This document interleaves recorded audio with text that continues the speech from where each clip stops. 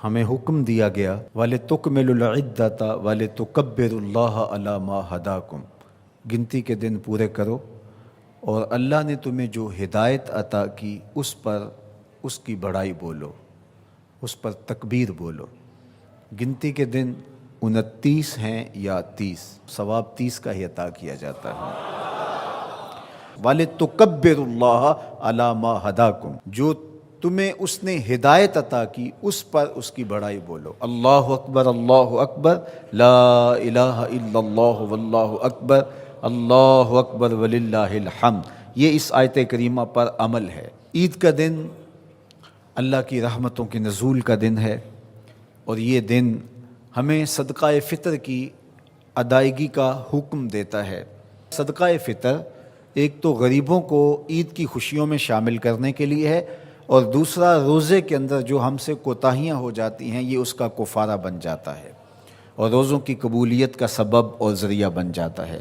یہ بات ذہن میں رکھیے گا کہ عید کے موقع پر ہمیں غرباء کو، مساکین کو، معاشرے کے ان طبقات کو یاد رکھنے کی تلقین کی گئی ہے جو کسی وجہ سے عید کی خوشیوں میں شامل نہیں ہو سکتے، معاشی بحرانوں کا اور کمزوریوں کا شکار ہیں۔ تو اسلام ایک صالح، پاکیزہ اور ایک درد مند دین ہے، اور اپنے ماننے والوں کو ہر موقع پر غرباء کو یاد کرنے کی تلقین کرتا ہے۔ تو یہ موقع عید کا ہے، تو عید کے موقع پر غرباء کو خوشیوں میں شامل کرنے کا سبق اور درس دیا گیا ہے۔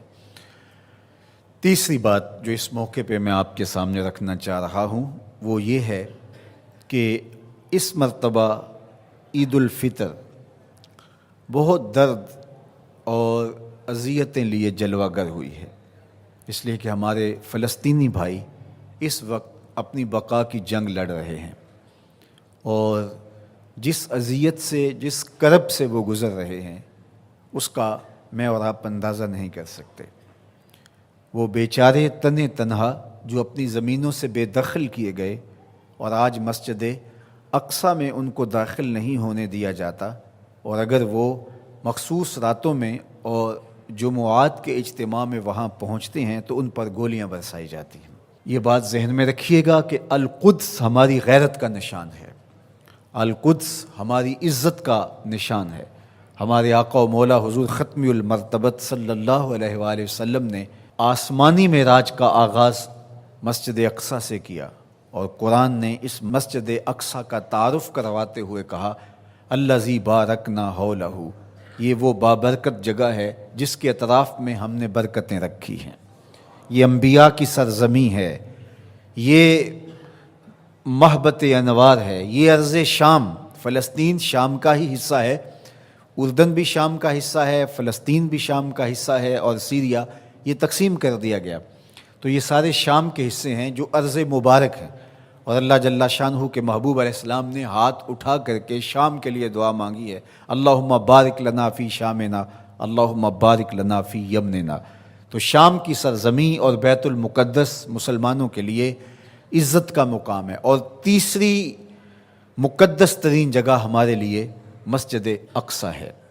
تو بیت المقدس پر آج یہودیوں کا قابض ہو جانا، اور پھر مزاحمت کرنے والے، اپنے حق مانگنے والے مسلمانوں کو یوں گولیوں سے بھون ڈالنا اور یوں اذیتوں میں مبتلا کرنا، اور پھر کوئی توانا آواز ان کے لیے بلند نہ ہونا، یہ دردناک صورتحال ہے۔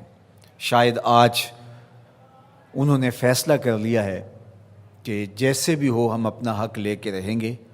آج وہاں عید کے دن فلسطینی اپنے بچوں کو لے کر کے، دودھ پیتے بچوں کو بھی گود میں اٹھا کے مسجد اقصیٰ کی طرف مارچ کریں گے کہ یا مسجد اقصیٰ ملے گی یا پھر اپنی زندگی سے ہاتھ دھو بیٹھیں گے۔ تو یہ فیصلہ کن مارچ ہونے جا رہا ہے۔ پورے عالم اسلام میں اضطراب ہے، ہم بے بس اور مجبور لوگ کیا کر سکتے ہیں ان کے لیے، لیکن دعا مومن کا اسلحہ ہے۔ جب ہم کچھ اور نہیں کر پاتے تو دعا ہمارے پاس موجود ہے۔